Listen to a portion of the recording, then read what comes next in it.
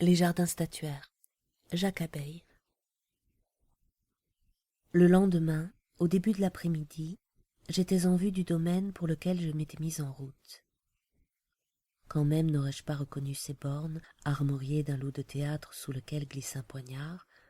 Au dernier carrefour, j'aurais cependant été averti que je touchais au but par le sentiment que firent lever en moi ces murailles navrées de lézardes où j'eusse pu passer le bras, offusquées des dégoulinades noirâtres des pissas de la pluie et livrées aux lichens, aux mousses et aux courtes fougères qui témoignaient assez de leur vétusté et de leur abandon.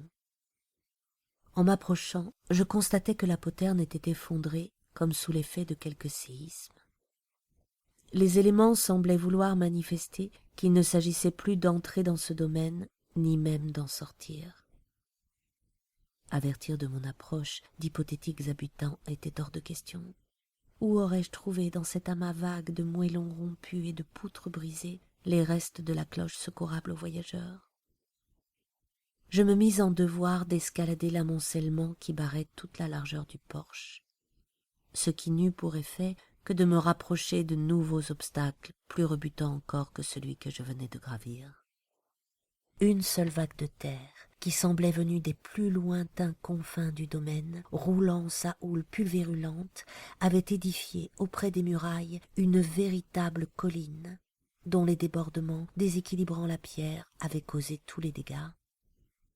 Les arbres, grands et nobles sous cette poussée, qui s'agrippaient de toutes leurs racines tourmentées à l'humus dont ils étaient issus, en dépit de cette tempête géologique, persistaient à vivre. Leurs troncs, en raison de la pente soudaine qui les avait bouleversés, semblaient pousser selon une oblique à l'angle presque fermé, ou même tout à fait à l'horizontale. Ils traçaient au-dessus de ma tête un invraisemblable entrecroisement. On les eût crus disposés pour une de ces charpentes complexes qui font toute l'armature des anciens moulins à vent. N'eût été la besace qui avait tendance à se ficher, tantôt d'une poche, tantôt de l'autre, dans toutes les branches transversales, et qui glissait à tout instant de mon épaule à la saignée de mon bras. Cet entrelac sauvage et gigantesque m'eût aidé plus tôt dans mon ascension, d'autant que les premiers mètres franchis, je pris le reparti de marcher de tronc à tronc sur la passerelle que m'offraient les maîtresses branches, ce qui m'évitait l'inconvénient de m'enfoncer à chaque pas jusqu'à la cheville dans le terreau bouleversé. Lorsque je fus parvenu au sommet de cette dune, une troisième vague, insurmontable celle-ci, se dressa devant moi. C'était bien ce que j'avais imaginé, mais 1000 fois plus grandiose et monstrueux que prévu. Je me trouvais debout, à la jonction de la couronne de verdure et du cœur de pierre blanchâtre et tumescent d'un chou-fleur grand comme une colline. Au-dessus de moi, des pédoncules du diamètre des colonnes de l'acropole d'Athènes s'incurvaient un peu sous le poids de boursouflures bourgeonnantes. Ces troncs de pierre dessinaient entre eux d'insondables couloirs que barraient inextricablement des branches transversales. Ces branches étaient des membres humains, des bras, des jambes, des sexes de marbre immenses, desquels s'élançaient, comme des rameaux, de nouveaux détails anatomiques.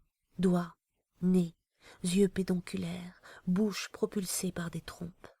Des voûtes pendaient, semblables à des chauves-souris d'albâtre, des mains entières déployées, des têtes de chevaux, des cornes, des queues d'hippocampe, des feuilles d'acanthe. La blancheur, partout d'une pureté totale et qui semblait l'effet d'une décoloration anémique, ajoutait à l'horreur obscène de l'ensemble. J'hésitais un instant à me risquer dans le dédale qui s'ouvrait à moi par plusieurs accès. Je pense que ce qui m'en dissuada, ce fut le bruit. Quiconque aura mis au moins une fois dans sa vie la tête sous l'eau en mer chaude à proximité d'un massif de madrépores m'entendra bien, car je percevais ici ce grignotement sourd, fait de la sommation des imperceptibles et incessants grincements de la vie sous un de ses aspects les plus frustres. Cette masse de pierre vivait, de sorte qu'elle n'était pas seulement hideuse, elle était menaçante comme un cancer.